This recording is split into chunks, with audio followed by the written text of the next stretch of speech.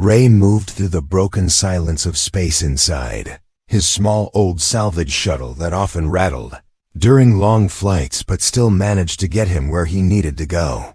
This time he was flying past a forgotten starfield full of debris from ancient wars long abandoned by time. Most of the wrecks had already been picked clean by other scavengers.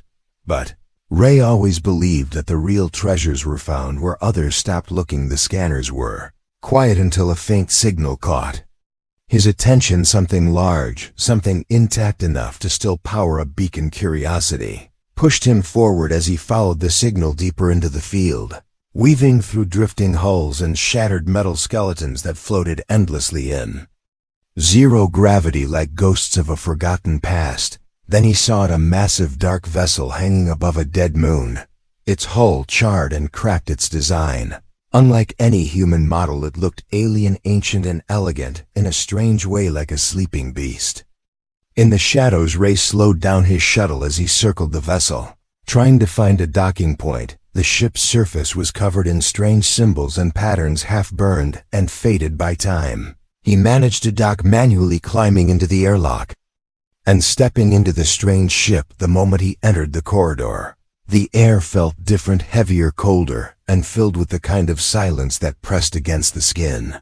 There was no sound, no movement, just the hum of old power still running through the veins of the ship. He moved slowly, flashlight cutting through the darkness, walls lined with smooth panels, wires hanging loosely from broken ceilings. He could feel the age of this place. Something important had happened here, something final. As he turned a corner, his light fell upon a figure sitting alone at the end of the corridor. She was small and still, with pale skin that shimmered slightly in the dark, her eyes wide open, glowing faintly with soft blue light.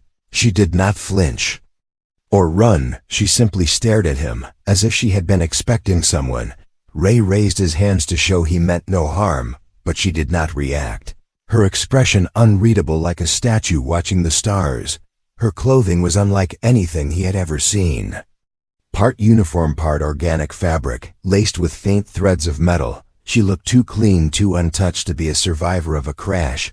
Yet she was here, alive, breathing, and waiting. Ray stepped closer slowly, unsure what to say, unsure if she would even understand him. Before he could speak, she spoke, her voice quiet and uncertain, with heavy pauses between words, her accent strange, like someone learning how to speak for the first time.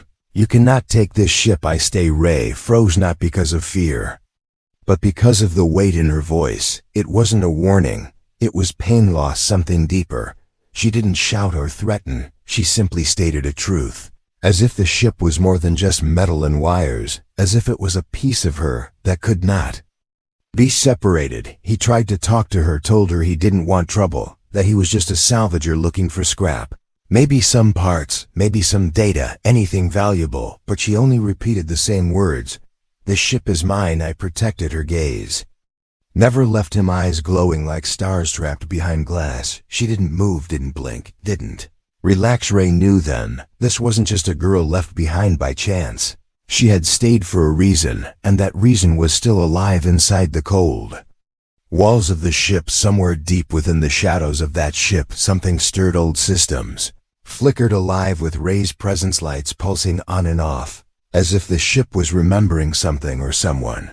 Maybe it recognized the girl, maybe it saw her as a key, maybe she was more than she appeared. Ray didn't know yet, but he felt the first pull of something bigger than a salvage job, something written in silence and memory, something he could not turn away from, even if he wanted to. The air grew colder, and Ray realized he had a choice: walk away with nothing, or stay and uncover the story behind the girl, the ship, and the quiet sorrow that lived in both. He didn't move, not yet, not until he understood why her eyes looked like they carried 1,000 years of waiting, and why she would rather stay alone in the dark than let go of the ship that no longer flew, but still somehow lived through her presence. Ray stood in the dim hallway of the ship while the silence pressed around him like a thick invisible wall, and the soft hum of distant energy pulsed through the broken structure like a slow heartbeat.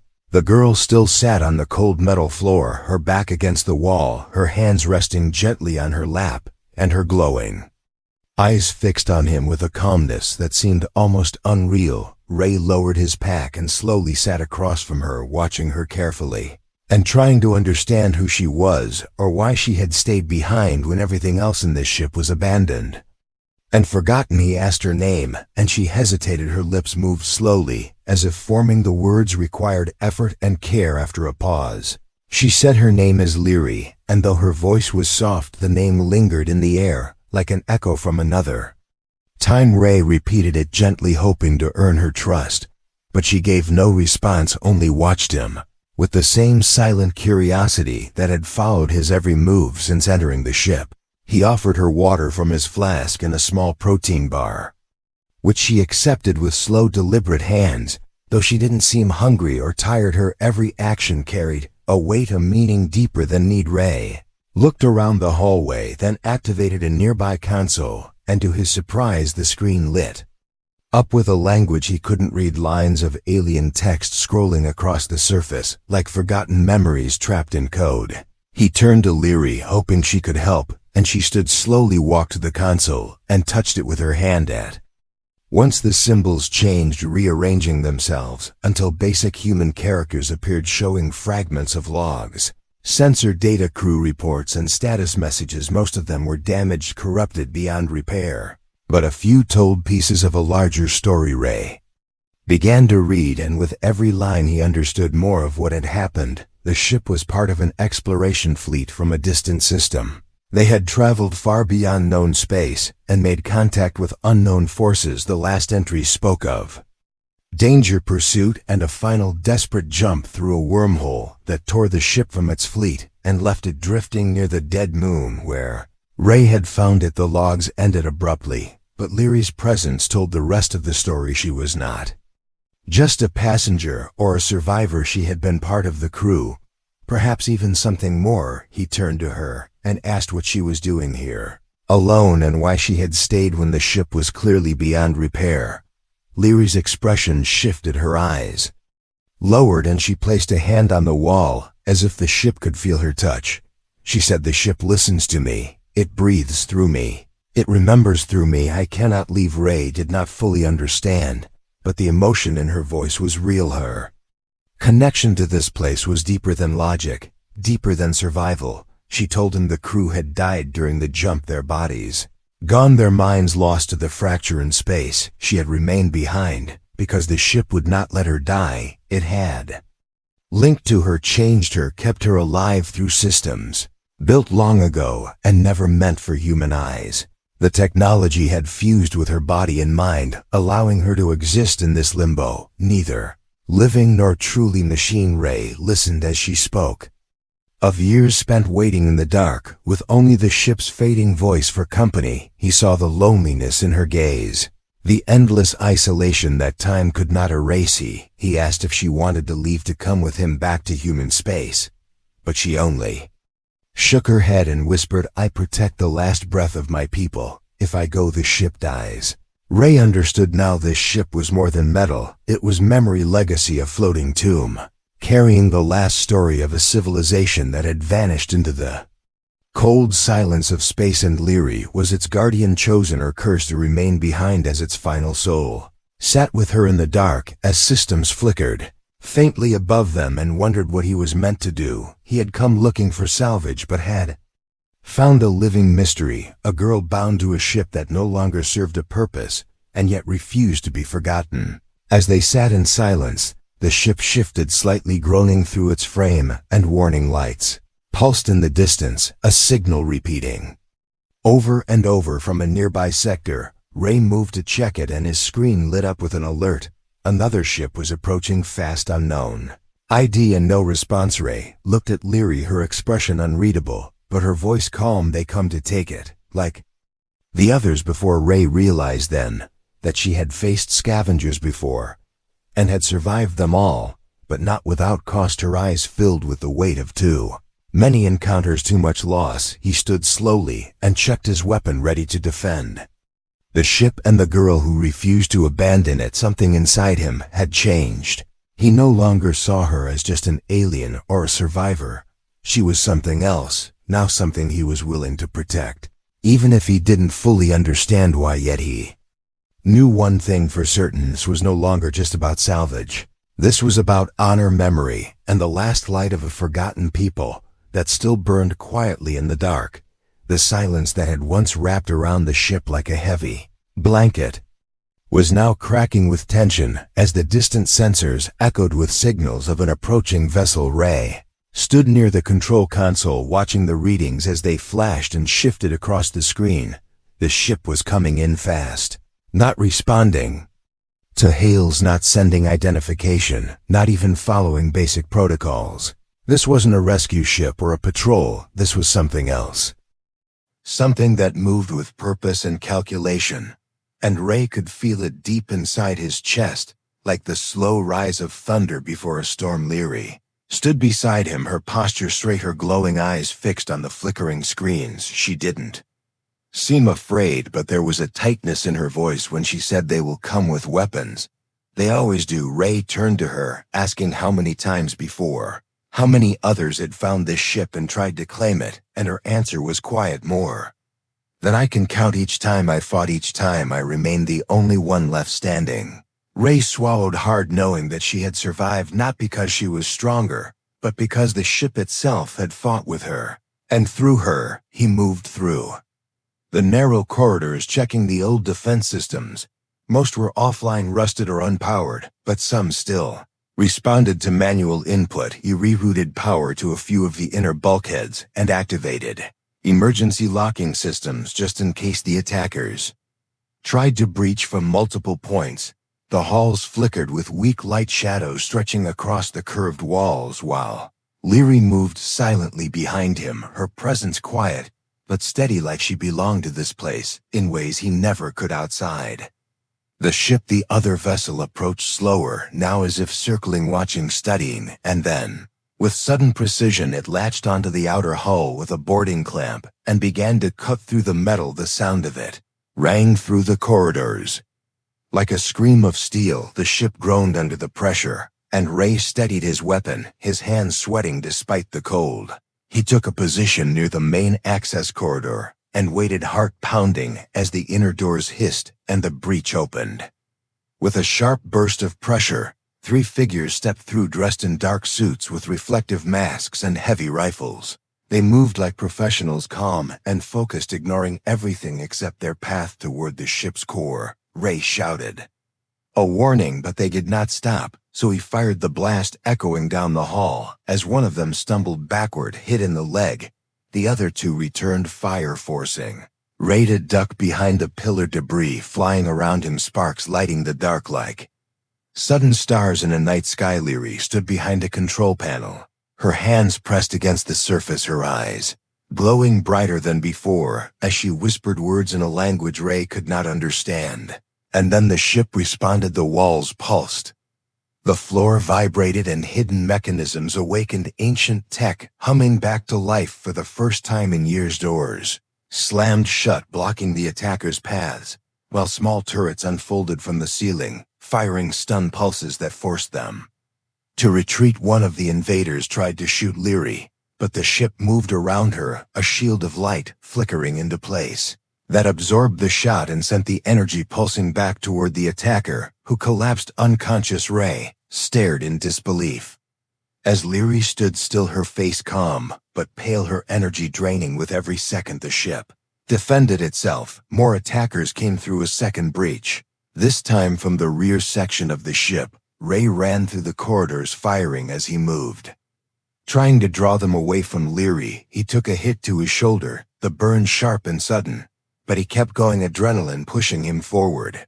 He reached the engine room and activated the emergency lockdown, trapping 2 more enemies inside with a short burst of steam and light. Back in the main corridor, Leary staggered as the ship's systems flickered again, warning lights glowing red across every panel. She whispered Ray's name, her voice weak and distant like an echo fading in wind. He rushed to her side, blood on his arm and dirt on his face, but still standing. She looked up at him, eyes dimmer now, and said, "If I fight more, I might not remain." Ray didn't understand at first, but then he saw it. The ship had been feeding on her energy. Her connection was deep, not just mental or emotional. but physical. She was keeping it alive, and every time she activated its systems, she gave a part of herself back to it. The defense systems were her blood, the shields her breath, the core. Her memory. He wanted to stop her, to pull her away, to escape together, and leave this wreck behind. But she shook her head, saying, "If we leave, they take everything this ship holds. The last of my people, the last voice of a world that no longer exists."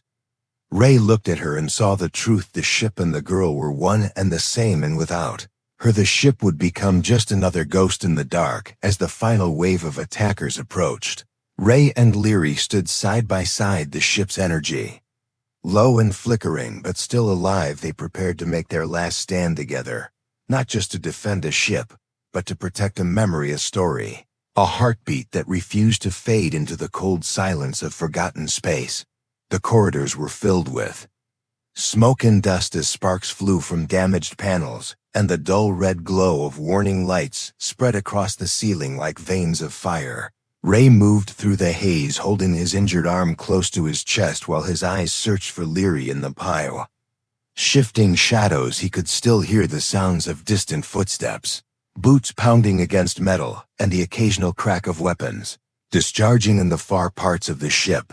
But his mind stayed fixed on her, the girl who had become more than just a mystery. In the dark, he found her collapsed near the central core chamber, her body half curled against the wall, and her breathing shallow. She looked fragile, now her skin pale and her glow flickering like a candle in the wind. Ray dropped beside her, ignoring the pain in his shoulder, and gently lifted her into his arms. She opened her eyes slowly and tried to speak, but the words barely came out. Her strength had been drained by the ship's systems that had pulled life from her with every second of battle. Ray looked around at the control panels nearby. Some of them were still active, dim lights blinking softly while strange symbols ran along the screens. The ship was alive, but struggling, its systems unstable after the fight, and its core trembling under the strain of years without repair. He realized then that if the ship died, it would take her with it, not just because of her bond to it, but because she had become part of it in ways that defied understanding. He carried her to the core interface and set her down gently against the console. Her fingers reached out instinctively, touching the surface, and the moment she did, a soft light surrounded her body. The ship recognized her even in her weakened state and responded with something like affection. A hum of warmth spread through the room, as if the vessel was welcoming her home again. Ray watched the connection with awe and concern, wondering how much more she could give before it became too much. As he moved to stabilize the power flow, he noticed something strange on the monitor, a series of hidden files, buried deep in the system logs, encrypted and locked away behind firewalls far older than any he had seen before. He asked Leary about them, and she nodded, slowly telling him they were memories, not data, not maps or weapons or blueprints, but the last stories of her people. Their voices recorded their dreams, stored their songs and words and laughter, all preserved within the ship's memory banks. Said her world had fallen not to war, but to silence, a disease of stars that consumed their suns and left nothing but darkness. The ship had been one of many sent to find hope elsewhere, to carry seeds of life into unknown space. She had been born aboard this vessel, her life spent in corridors like these, and when the final signal came, telling them that the homeworld was gone, only she and the ship remained together, alone in the void. Ray listened and felt something inside him shift, not out of pity, but out of connection. This was no longer about salvage or curiosity or survival. It was about something deeper, something human, something shared between two souls who had never been meant to meet, but had found each other anyway. He reached for her hand, and she did not pull away, her fingers cold but steady against his. The enemy ship had gone silent, no further movement, no more attacks. Either they had been driven off, or had chosen to retreat, knowing the defenses were too strong, or the risk too high. Ray didn't care which. The ship was safe for now, but he knew it wouldn't last unless they found a way to repair the systems and disconnect Leary from its life. Force the bond that kept the ship alive was also killing her slowly. And unless something changed, she would fade and vanish like the stars her people had once worshipped. Ray spent hours moving between sections of the ship, salvaging parts, rerouting power using every skill he had learned across years of scavenging. To patch together a plan, he studied the control systems, worked through the translation logs, and pieced together the design of the life link that connected Leary to the ship. He didn't have the tools or the knowledge of her creators, but he had determination, and more than that, he had a reason. When he returned to her, she was asleep or perhaps dreaming, her body still and her breath soft. He activated the core override and began the process of building a secondary power system, one that could hold the memory archives and control systems without drawing from her. He whispered to her, even though she could not hear, telling her stories of Earth, of green forests and warm sunlight, of people who laughed and made mistakes and lived without fear of forgetting everything they loved. And as he worked, something changed. The ship began to respond, not with resistance, but with cooperation. Its systems aligning with his commands, its lights softening, its codes unlocking, as if it too had made a choice to trust this outsider who had come not to take but to protect and rebuild. By the time the new system was ready, the ship had stabilized, the energy draw on Leary's body had dropped, and her glow had returned, faint but steady. Ray watched her carefully, hoping she would wake and see what they had done together. Not just repaired a ship, but rewritten a future that had once been locked in sorrow and silence. When her eyes finally opened, she looked around slowly, then at him, and for the first time her lips curled into the smallest smile. It was not a smile of victory or celebration, but one of quiet peace, the kind that only comes after long nights and long pain. She whispered, "Thank you," and Ray nodded, unable to speak because the words in his throat were too many and too heavy, and none of them could capture what he felt in that moment. The ship was no longer a grave. It was something else. Now a bridge between lost and found, between memory and life, and in the middle of it stood a human and an alien who had nothing in common, but had found something worth holding onto in the coldest corners of the universe. The ship now floated in silence, but not the cold kind of silence that speaks of death or abandonment. Rather, it was the calm that follows a long storm, the peaceful stillness that waits before something new begins. The lights no longer flickered with warnings, and the groans of strained metal had faded into soft rhythmic pulses that echoed gently through the corridors, as if the ship itself had found rest after years of fighting ghosts.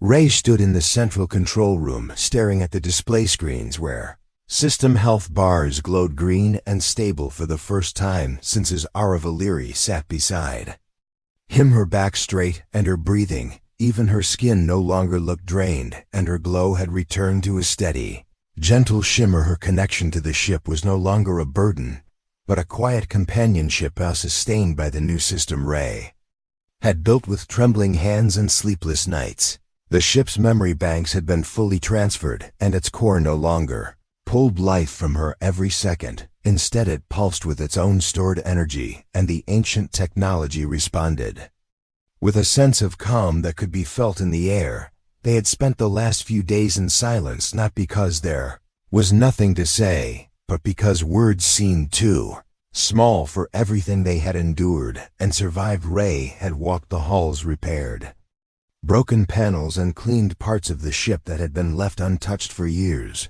Leary had followed slowly, watching, sometimes helping, and sometimes simply standing with her hand against the wall, as if listening to the heartbeat of her home now steadier than it had ever been. Ray had offered her a place on his shuttle, told her they could leave, find new places, maybe reach a human colony or station where she would no longer have to live hidden and alone. He had expected her to say no, to stay with the ship because it was her life, her memory, her purpose, but she had surprised him by asking for time. To think, not refusing, not running, only thinking, and he had given her that time without pressure. The stars outside were bright and endless, as always, but now they did not look cold or distant. Instead, they seemed full of quiet promise, a map without names waiting to be explored. Ray prepared the shuttle, checking every wire, every connection, making sure it would fly smooth and safe, because this flight was not like any other. This one carried more than metal. It carried choice and hope, and something like trust. When everything was ready, he returned to the control room and found Leary standing at the window, her gaze fixed on the stars. Her hand resting lightly against the glass, she looked at peace, but also uncertain, as if caught between two lives, one behind and one ahead. Ray didn't speak at first, just stood beside her waiting, and when she finally turned to him, her eyes were soft and thoughtful. She said the ship was quiet, now not asleep, but no longer calling out in pain. It had accepted the loss of its crew, and embraced the voices stored in its heart, as memory, not as sorrow, and she too had accepted that she was no longer alone, that someone else had walked beside her, not to take but to give. And she said she wanted to see more than corridors and systems. She wanted to feel things that were not written in code or memory. She wanted to live. Ray felt his chest tighten with something too large to name, and simply nodded, stepping aside so she could lead the way to the shuttle bay. They walked together through the now lit corridors, the walls humming softly and the floor smooth under their steps. The ship almost seemed to breathe slowly as they passed, like it knew this moment mattered and wanted to honor it. When they reached the bay, Ray opened the ramp and stood aside, letting her choose. He watched as Leary turned back one last time, her eyes scanning every corner of the place she had once called her world, and she whispered something in her language, words Ray did not understand, but somehow felt the meaning of, like a farewell without sorrow, like a promise carried on starlight. Then she stepped onto the ramp and into the shuttle, her feet light, her expression steady. Ray followed, closing the doors behind them and settling into the pilot's seat. He activated the engines, and the hum of the shuttle rose around them, soft and steady like a new heartbeat ready to begin. As they lifted away from the old starship, it remained behind like a monument floating among the stars, not dead, not forgotten, but at peace. And as the shuttle turned and began its journey forward, Leary sat beside him, watching the stars with wide eyes, not afraid, not guarded, just open and curious. Ray looked at her and then at the vast space ahead, and he smiled, not because the road would be easy, but because for the first time he would not walk it alone, and neither would she. And far behind them, the ship blinked once, as if offering one last goodbye before vanishing into the quiet of the void. No longer a grave, no longer a prison, just a memory carried in the hearts of those who had chosen to live for the first time. Since he had entered that forgotten wreck, Ray felt light, as if the weight of all the years that ship had carried had been shared and lifted, and ahead of them waited a galaxy filled with stories yet to be written, and stars that still sang songs of those brave enough to begin again. The end.